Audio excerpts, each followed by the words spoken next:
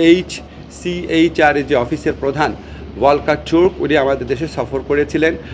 OHCHR আমাদের এখানে একটা জুলাই গণঅভ্যুত্থানকালে সংগঠিত গণহত্যা এবং মানবতা বিরোধী অপরাধের উপর একটা অত্যন্ত ইম্পর্ট্যান্ট ফ্যাক্ট ফাইন্ডিং রিপোর্টও জমা দিয়েছেন।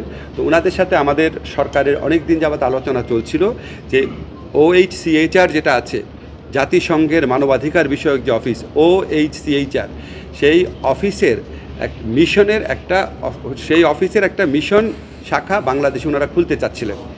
মানে ওই OHCHR মিশনের একটা অফিস বাংলাদেশে হবে এই লক্ষ্যে ওনারা আলোচনা করছিলেন।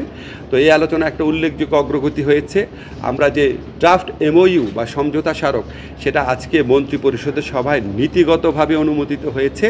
সেটা আমরা কয়েকজন উপদেষ্টারা মিলে আরেকটু পরীক্ষা করার পর ফাইনাল যে টেক্সটটা সেটা আমরা OHCHR ওয়ালকার তুর্কের কাছে সরাসরি পাঠাবো।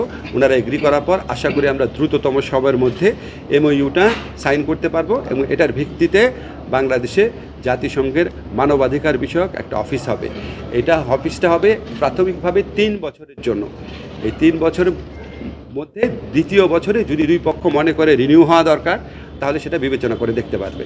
আমরা আশা করি আগামীতে এবং আমাদের সরকার আমলেও যদি কোনো গুরুতর মানবাধিকার লঙ্ঘনের ঘটনা ঘটে, যে কোনো ক্ষেত্রেই ঘটে, তাহলে আমাদের যে মানবাধিকার বিষয়ক যে রাষ্ট্রীয় এজেন্সি অফিসগুলো আছে এটার পাশাপাশি OHCHR এর যে লোকাল অফিসটা হবে সেটা একটা গুরুত্বপূর্ণ ভূমিকা পালন করতে পারবে।